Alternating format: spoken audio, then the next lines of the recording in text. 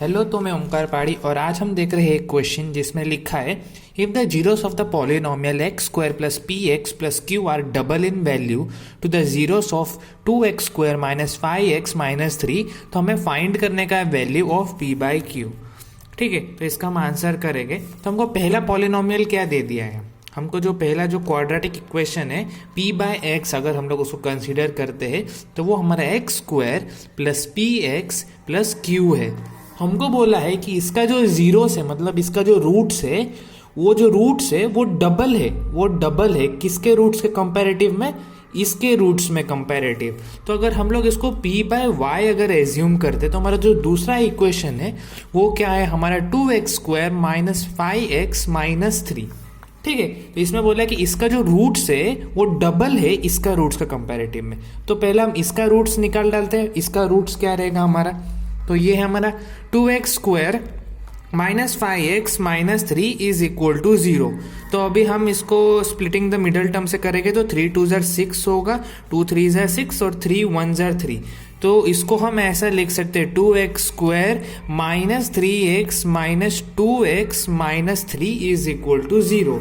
2x square minus 3x में हम क्या कॉमन ले सकते हैं, x कॉमन ले सकते हैं। तो इसमें क्या बचा, 2x माइनस 3।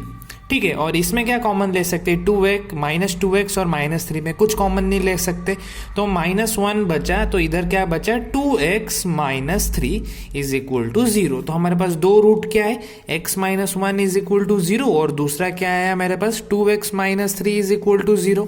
तो हमारा जो x की वैल्यू है वो 1 आई और इधर से हमारी जो x की वैल्यू है वो क्या आई, 3/2 आई कि नहीं। ठीक है, तो फिर अगर हमने देखा कि इसमें बोला गया है कि इसके जो रूट्स है वो इसके रूट्स के डबल है, तो अगर मैंने बोला कि ये इक्वेशन का रूट्स अल्फा है और बीटा है, तो ये इक्वेशन के रूट्स अल्फा है और बीटा है, तो ये बोला कि ये रूट्स के ये डबल है। मतलब अगर ये इक्वेशन के अगर रूट्स अल्फा और बीटा है, ठीक है, ये रूट्स का इक्वेशन अल्फा प्लस बीटा है, तो इसके डबल है कौन से रूट्स, इसके रूट। मतलब इसके रूट जो रूट हो गए वो 2 अल्फा और 2 बीटा हो गए। इसका अगर अल्फा बीटा है तो इसका क्या होने वाला है, 2 अल्फा बीटा, क्योंकि हमें दिया है कि आर डबल इन वैल्यू करके। ठीक है, तो अभी हम इसका वैल्यू निकालेंगे p और q का।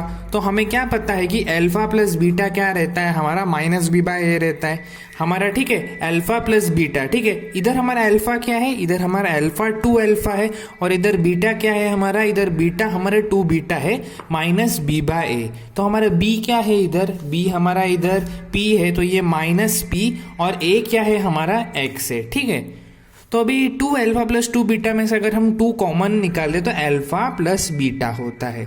ठीक है, तो हमारा अल्फा क्या है, अल्फा हमने 1 निकाला था, 1 है, और फिर इसका हमारा बीटा क्या है, इधर 3/2 है, तो इधर हमने 3/2 डाला। अगर हम इसको ऐड करेंगे तो 2 इधर 2 1 2 प्लस 3 डिवाइडेड बाय क्या होगा, ये 2 होगा, इज इक्वल टू हमेशा ये क्या रहने वाला है, माइनस p रहने वाला है। तो इज इक्वल टू 2 से 2 कटेगा इधर।